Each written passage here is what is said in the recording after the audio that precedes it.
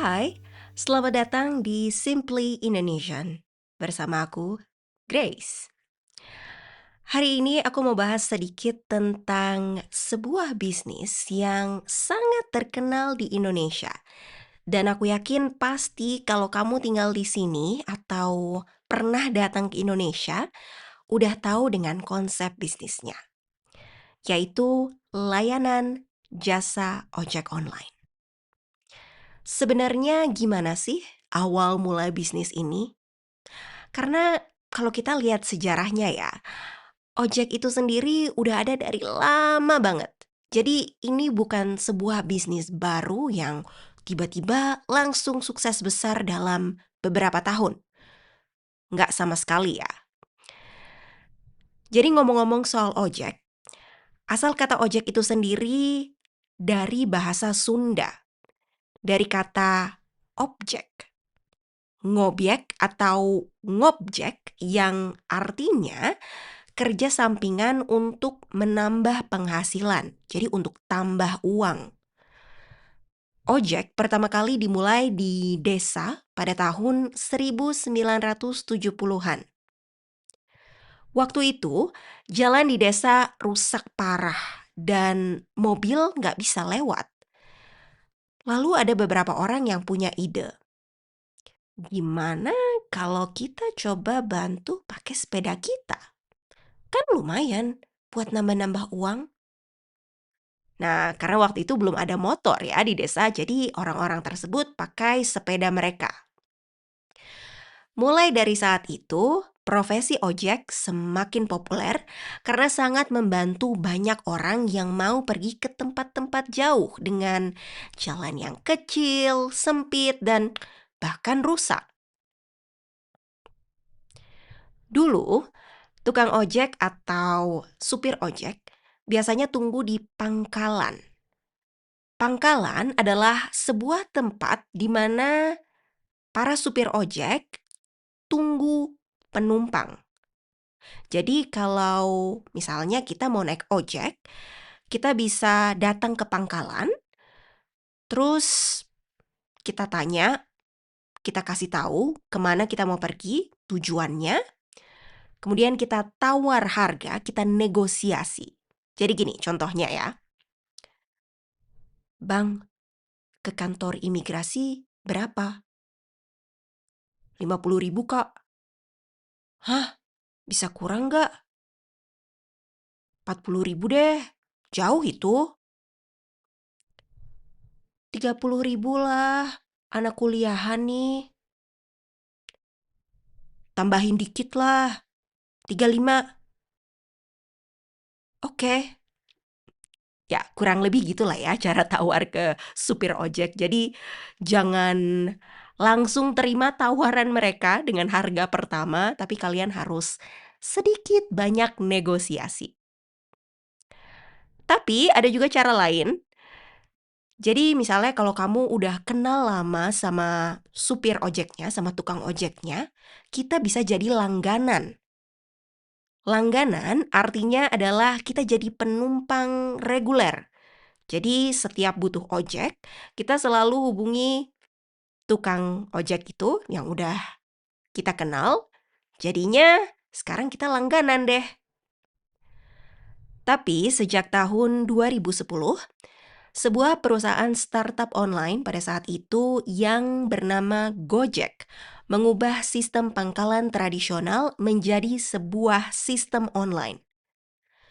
Kalau dulu kita harus jalan ke pangkalan untuk cari ojek secara manual, sekarang kita tinggal buka HP, masukin alamat tujuan, tunggu beberapa menit dan supir ojol langsung datang menjemput kita. Bahkan kita bisa lihat juga ada di mana lokasi supir ojol tersebut. Jadi kita bisa perkirakan kurang lebih berapa lama kita harus tunggu. Ojek-ojek online juga punya seragam tertentu yang kita kenal seperti jaket dan helm berwarna yang sudah menjadi ciri khas dan identitas mereka. Selain Gojek, sebuah perusahaan asal Malaysia yang bernama Grab juga ikut bergabung di pasar perojolan Indonesia. Yang menarik adalah Gojek dan Grab, dua-duanya punya identitas yang mirip. Warna mereka sama-sama hijau. Kok bisa ya? Ini kira-kira sengaja atau enggak? Oke, lanjut. Grab secara resmi masuk ke Indonesia di tahun 2014. Dan tentu aja gak perlu lama-lama mereka bisa menjadi salah satu pemain utama di pasar perojolan ini. Karena kemacetan di Indonesia, kemacetan di kota-kota besar di Indonesia udah semakin parah. Sementara banyak orang yang gak mau menghabiskan banyak waktu di jalan karena macet. Jadi mereka cari sebuah solusi, yaitu ojek online. Apalagi supir-supir ojol ini mereka udah sangat akrab, mereka udah tahu banyak tentang jalan-jalan tikus. Apa itu jalan tikus?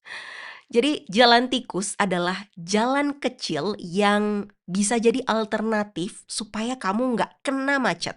Jadi kalau waktumu nggak banyak, kamu bisa tanya ke supir ojolnya buat lewat jalan tikus aja. Kamu bisa bilang, "Bang," atau "Mas, bisa lewat jalan tikus aja nggak?" Kalau mungkin ya, karena belum tentu semua daerah ada jalan tikusnya. Karena buat para penumpang ini sampai di tempat tujuan dengan waktu yang singkat, waktu yang sebentar dan nggak lama adalah prioritas mereka. Semakin berjalannya waktu, perusahaan ojek online tersebut semakin melihat kesempatan lain dari bisnis mereka. Dari yang cuma sekedar taksi motor, kemudian menjadi taksi mobil, lalu layanan pesan antar makanan ke rumah, kemudian layanan antar paket ke tempat tujuan, dan sekarang mereka juga punya fitur dompet elektronik. Walaupun kedengarannya sukses, di tahun 2019 yang lalu, beberapa layanan lainnya sudah ditutup. Contohnya ada layanan bersih-bersih rumah, ada juga layanan pijat ke rumah, bahkan layanan salon dan reparasi pun ada. Tapi sayangnya mereka sudah tidak tersedia di layanan ojek online tersebut. Wow, serba bisa ya. Jadi sekarang banyak orang nggak perlu lagi punya aplikasi terpisah hanya untuk melakukan hal-hal tersebut. Semuanya udah tersedia hanya dalam satu layanan. Menurut sebuah riset dari Verified Market Research, nilai valuasi dari bisnis ini diperkirakan sebesar 8,31 miliar dolar Amerika Serikat. Bahkan perusahaan mereka disebut sebagai penyedia super app atau aplikasi super. Mereka serba bisa. Bisa ini, bisa itu, semua bisa.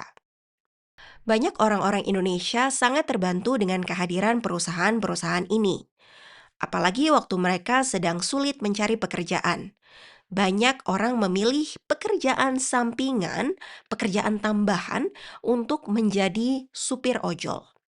Hal ini karena untuk bergabung menjadi salah satu dari supir ojol atau sebutannya menjadi mitra, bisa dibilang sangat cepat dan mudah. Tapi di sisi lain, karena menjadi mitra dari perusahaan ojol sangat mudah untuk dilakukan, kompetisi di pasar semakin tinggi. Belum lagi dengan kenaikan harga BBM, bahan bakar minyak, seperti harga bensin yang semakin mahal, juga menjadi salah satu tantangan buat para mitra ojol. Nah, itu dia episode kali ini tentang ojek online alias ojol. Seperti biasa, transkrip podcast ada di kolom deskripsi. Terima kasih sudah mendengarkan dan sampai jumpa.